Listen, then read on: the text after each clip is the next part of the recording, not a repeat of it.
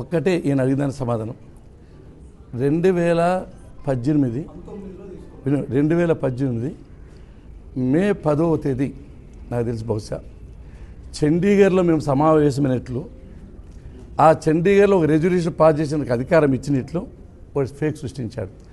ఆ రోజు నేను ఆంధ్రప్రదేశ్ అసెంబ్లీలో ఉన్నా, ఉమ్మడి ఆంధ్రప్రదేశ్లో. నేను చండీగఢ్కి ఇప్పుడు పోతా, చండీగఢ్ మాకు ఇంతవరకు చూడలేదు. నేను చండీగఢ్ ఢిల్లీ ఒకటి చూసా. ఆ రెజల్యూషన్ ఫేక్ రెజల్యూషన్ పెట్టాడు.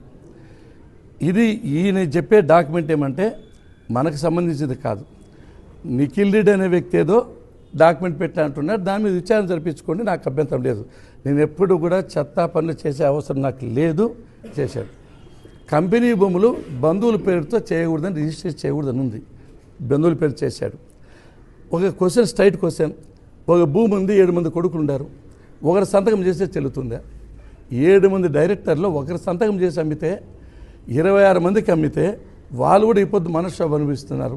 ఎందుకంటే ఈ 6 మంది సంతకాలు చేయలేదు, చెల్లదు అని చెప్పి వాళ్ళు ఒత్తిడి తెస్తూ ఉంటే, ఒక పక్క ఈ భూముల విషయాలని మిందపడతా ఉంటే తట్టుకోలేక, ఊపిరి లేక డైవర్ట్ చేసేదానికి నా మీద అలిగేషన్ చేస్తారు. కోర్టులో ఉంది, వస్తే నాకు వస్తుంది, రాకపోతే పోతుంది. దాని గురించి పెద్దగా ఆలోచించే వ్యక్తిని కూడా కాదు. నాకుండే వ్యవస్థల్లో ఒక 50 ఎకరాలు 100 ఎకరాలు పోయి నేను పెద్ద ఫీల్ గాను. కోర్టులో ఉంది, దాని జోలికి నేను పోవడం లేదు. ఎవరేం పడ్డొచ్చినా ఈ కియా ల్యాండ్ భూమి అమ్మేస్తే అడ్డం ఉండేది. వేరే వాళ్ళు ప్రైవేట్ ల్యాండ్ కొన్నారు, దానివల్ల అడ్డం వేస్తూ ఉంటే నేనే కారణం. ముదుగుపోయిన భూములు ఆక్రమించి ఆ గిరిజనులు అక్కడ వాళ్ళు చేస్తే నేనే కారణం. ఈ అన్నదాలక్ష్మి దగ్గర ఏదైనా భూములు ఆక్రమిస్తే ఎవరైనా సిపిఎం చేస్తే నేనే కారణం. అన్నిటి నేనే కారణంగా భావించి నన్ను బూచిగా చూపించి తాను తప్పించుకోవాలని చూస్తే కరెక్ట్ అని పెట్టుకునే కాదు. అన్ని రికార్డ్స్, డాక్యుమెంట్స్ కరెక్ట్గా మా దగ్గర ఉన్నాయి. బుక్కులు ఉన్నాయి, ప్రింట్ ఉంది. వాడు చేసిన మ్యూటేషన్స్ రాంగ్ అని మా దగ్గర ఉంది. మా సంతకాలు ఫోర్జరీ చేశాడు. అన్ని డాక్యుమెంట్స్ ఉన్నాయి. ఒకటే క్వశ్చన్, మేము ఇంతమంది డైరెక్టర్స్ ఉన్నాం, మా పేరుతో 1 సెంటు భూమి లేదు, కంపెనీ పేరుతోనే ఉంది, ఇంకా మేము తీసుకోవాలా? ఆయన ఎట్లా బంధువులకు అమ్ముతాడో అందరికీ అర్థం కావాలి. అమ్మకూడదు. డైరెక్టర్లు నేను, ఆదినారాయణ, విష్ణువర్ధన్ రెడ్డి, ప్రభాకరు, నరేష్, వెంకటప్రసాద్ రెడ్డి, మేము 6 మంది ఓ పక్క ఉన్నాం, ఒకడో పక్క. దాన్ని బట్టి మీకు అర్థమవుతుంది. అంటే 6 మంది డైరెక్టర్ తెలియకోకుండా అక్రమంగా ఫేక్ రిజిస్ట్రేషన్ చేసి 100 ఎకరాలు పైచీలకు రిజిస్టర్ చేసుకున్నాడు. దాని నెంబర్స్ అన్నీ కూడా మీకు ఇస్తాం, ఏమేమి చేసుకునేది. అది చాలా అధర్మము, అక్రమం, అన్యాయం. మా పర్మిషన్ లేకుండా ఒక కొడుకు చేసి 6 మంది కొడుకు చేయకపోతే ఎట్లా వెళ్తుంది? ఇంకా మీ పెద్ద మనుషులు కాబట్టి కంపెనీలు జరగబోలా, మా ఆస్తులు మీరు ఎట్లా చంచి బెదిరించాలా, పంపించాలా? అదేవిధంగా మరి బాడికి ఇచ్చడానికి మేము ఎదుర్కొనాలా? ఏదో కోర్టులో తెలుస్తుందని చెప్పి 6 ఏళ్ళ నుంచి ఓపిక పడితే ఊరికి రాళ్ళు వేసుకుంటా అంటే, బురద చల్లుకుంటా అంటే, సార్ నన్ను పిడిస్తాను, నాకేం అవసరం ఉంది? 2 లక్షల మంది జనాలు ఉంటారు, ఒకరిని అడగండి sir, Raghunath Reddy sir character ఏమని. నాకు అవసరమేముంది? 100 ఎకరాలు నేను పెద్ద పట్టించుకోను, 200 ఎకరాలు పెద్ద పట్టించుకోను. భగవంతుడు ఇస్తాడో వస్తుంది. ఇవన్నీ అన్యాయాలు ఉండే, అన్నీ మీకు రికార్డ్స్ ఇస్తాం. ఆయనకే తెలియదు ఏ పార్టీలో ఉన్నాడు. కాంగ్రెస్, వైఎస్ఆర్సీపీనా, టీడీపీనా, బీజేపీనా, నెక్స్ట్ 2019కి ఏ పార్టీ వస్తుందని ముందుగా చెప్పేస్తాడు.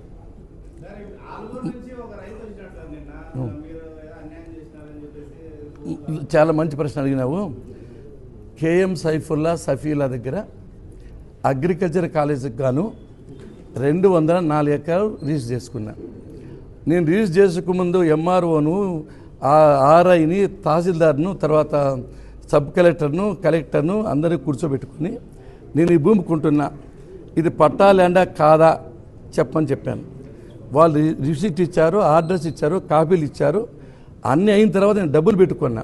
ఒకవేళ వాళ్ళకి ఏదన్నా సైఫులతో అన్యాయం జరిగింది, లేకపోతే వాళ్ళు ఆక్రమించినారు అనుకుంటే కోర్టుకు బొమ్మనండి, హ్యాపీగా వాళ్ళకి ఎంత వస్తే దానికంటే 10% ఎక్కువ ఇస్తా. నాకు ఒక రుసుము ఆక్రమించే అవసరం లేదు. అది కూడా విద్యా వ్యవస్థ కోసం కొన్ని, నేను వ్యాపారం కోసం కొనలేదు. పద్ధతి ప్రకారం ఉంటాం. భూములు కొన్నప్పుడు ఇస్తారు, తర్వాత ఎవడో వెనకోడు వచ్చి నాకు ఆస్తి తక్కువ ఉందని చెప్పి మధ్యకాలం వచ్చే అలవాటు అందరికీ ఉంది. కాబట్టి నేను కాదని, ఎవరికైనా అన్యాయం జరిగింటే వాళ్ళు కోర్టులో తీసుకొచ్చుకుంటే ఎంత భూమి ఇస్తే అంత భూమి ఇస్తాం. అంతేకాకుండా వాళ్ళు ఇంకా 50 ఎకరాలు ఉంది వాళ్ళది, కాబట్టి వాళ్ళు దాంట్లో కూడా పోవచ్చు. వాళ్ళకి కావాలనుకుంటే అప్పీల్ చేసుకోవచ్చు పాపం. ఎందుకంటే ఎవరికైనా అన్యాయం జరిగింటే కోర్టులు ఉన్నాయి, న్యాయస్థానం ఉన్నాయి, దాన్ని ఓబే చేసిన మేము సిద్ధంగా ఉన్నాం. ఎక్కడ కూడా నా జీవితంలో కష్టపడి చేసింది తప్ప ఒకరి నుంచి నాకు ఆలనాలు వచ్చేది రావాలని నేను ఇప్పుడు అనుకోను కూడా. ఊరికే నా వ్యక్తిగత పరిస్థితికి భంగం కలిగించే విధంగా ప్రవర్తిస్తున్నారు. దీని వెనక కొంతమంది ఉన్నారు, నాకు కూడా అర్థమైంది. ఉండొచ్చు ఎవరైనా.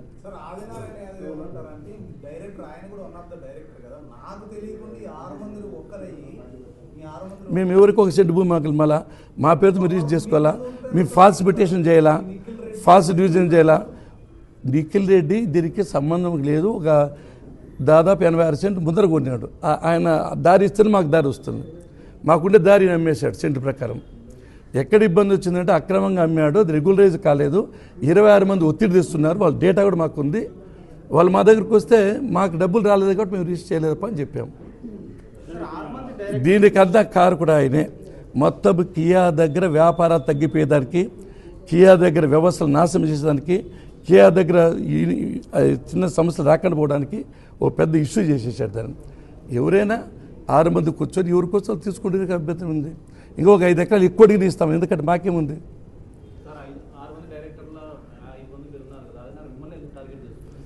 అంటే ఎప్పుడు కూడా నన్ను టార్గెట్ చేస్తే వెళ్తులేక వస్తాడు.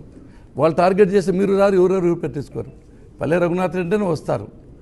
నేను ఆయన ఎందుకు ఉపేక్షిస్తున్నా అంటే నేను ఆయన్ని హీరో చేయాల్సిన అవసరం నాకు లేదు. అందుకని ఎన్నిసార్లు పెట్టినా తెలుసుకుంటానని చెప్పి ఊరుకోండా. కాబట్టి నిజాలు ప్రజలకు తెలియజేయవలసిన బాధ్యత ఉంది. కాబట్టి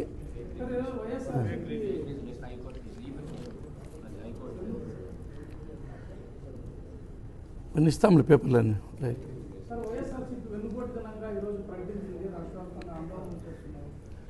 అంటే వైఎస్ఆర్సీపీ ప్రభుత్వం ఎందుకు వెన్నుపోటు అంటారు నాకైతే అర్థం కావడం లేదు. ఎందుకు వెన్నుపోటు అంటున్నారు? ఎన్నికల్లో చెప్పిన హామీలన్నీ తూచా తప్పకుండా అమలు చేస్తున్నాం. గతంలో ఎన్నడూ లేని విధంగా 3,000 రూపాయల పెన్షన్ 4,000 రూపాయలు పెంచి 65 లక్షల కుటుంబాలకు పొద్దు గునికే లోపల చరిత్రాత్మకంగా హిస్టారికల్గా 34,000 కోట్ల సంవత్సరానికి ఇస్తూ ఉంటే దీన్ని వెన్నుపోటు అంటారా? పేదవారి కడుపు నిండు కన్నం పెట్టాలి అని ఆలోచించే అన్నా క్యాంటీన్లు ఏర్పాటు చేస్తే దాన్ని రద్దు చేశాడు. దాన్ని అన్నా క్యాంటీన్ తిరిగి పెడితే అది వెన్నుపోటు అంటారా? మహిళలకు హామీ ఇచ్చిన విధంగా 3 గ్యాస్ సిలిండర్ ఫ్రీగా ఇస్తూ ఉంటే అది వెన్నుపోటు అంటారా? వందనం ఇంట్లో ఒకరుంటే 15,000, ఇద్దరుంటే 30,000, ముగ్గురుంటే 45,000 ఇస్తే ఇది వెన్నుపోటు అంటారా? అదేవిధంగా ఆర్టీసీ బస్సులు ఉచితంగా ఇస్తూ ఉంటే ప్రయాణిక మహిళలకు ఇది వెన్నుపోటు అంటారా? నిజమైన వెన్నుపోటుదాడు జగన్మోహన్ రెడ్డి గారు. కారణం ఏమంటే కాంగ్రెస్ పార్టీ వాళ్ళ నాన్న ముఖ్యమంత్రి చేసింది, వాళ్ళ చిన్నాయన్ని ఎంపీ చేసింది, వాళ్ళ అమ్మని ఎమ్మెల్యే చేసింది, ఈయన్ను ఎంపీ చేసింది. ఎంతో కాలంగా ఆదరించిన కాంగ్రెస్ పార్టీని కాదని ముఖ్యమంత్రి పదవి కోసం వెన్నుపోటు పొడిచి వైఎస్ఆర్సీపీ పెట్టాడు. కాబట్టి ఇంత పెద్ద వెన్నుపోటుదారుడు భారతదేశ చరిత్రలో ఎక్కడా లేడు. నమ్మక ద్రోహం చేశాడు. రెండవది, తన తండ్రి లాంటి చిన్నాయన్ను దారుణంగా హత్య చేస్తే దాన్ని పక్కదారి వెళ్ళిచ్చి సిబిఐ విచారణ నుంచి మనం వెనక్కి తీసుకొని వెన్నుపోటు పెడిచిన కుటుంబానికి వాస్తవమా కాదా? ఆ తల్లి ఆ చెల్లి పాప దండం పెట్టాలి. ఈయన జైల్లో ఉంటే మహిళ షర్మిల గారు ఆంధ్రప్రదేశ్లో పర్యటించి ఆయన ఎన్నికలకు సహాయం చేస్తే తల్లికి చెల్లికి ఆశ లేకుండా కుటుంబ సభ్యులకే వెన్నుపోటు పొడిచిన వ్యక్తి ఈ రోజున ఈ వెన్నుపోటు అనేది వాళ్ళ పేటెంట్ హక్కు. వాళ్ళ నాన్న రాజారెడ్డి గారు వెంగన్నరసి అనే వ్యక్తి వెన్నుపోటు పొడిసే ఆ గన్ను ఆక్రమించాడు. వెన్నుపోటు అనే దానికి పేటెంట్ హక్కు 100% జగన్మోహన్ రెడ్డి. ఎవరిని వదిలిపెట్టాడు. తన పార్టీలో ఉండే విజయసాయి రెడ్డి కూడా వెన్నుపోటు పడుతుంది లాస్ట్ అండ్ ఫైనల్ థింగ్లో. కాబట్టి వెన్నుపోటు అనేది ఊరికే ప్రచారం చేస్తుంటే తప్ప అది ప్రజలు ఎవరు వినే పరిస్థితి లేదు. అరణ్య నిరోధనం అమరావతిని 3 బొక్కలాట చేశాడు రాజధాని. తిరిగి రాజధాని పునర్నిర్మాణం చేస్తే అది వెన్నుపోటు అంటారా? కాబట్టి వాళ్ళ పొద్దుబోక వీలు లేక ఉనికి కోసం ఇవి చేసి దాన్ని ప్రజలు ఎవరు హర్షించరు. ఈ జిమ్మిక్కులు నమ్మే పరిస్థితి లేరు. జగన్మోహన్ రెడ్డి అధ్యాయం ముగిసిన అధ్యాయం, ఆయన కథ అయిపోయింది. ఎటువంటి పరిస్థితుల్లో ప్రజలు ఆదరించే అవకాశమే లేదు. ఆయన ఎన్ని పోట్లు పడిచినా ఎందరిని ఇబ్బంది పెట్టినా ఆయన పైకి వచ్చే అవకాశం లేదు.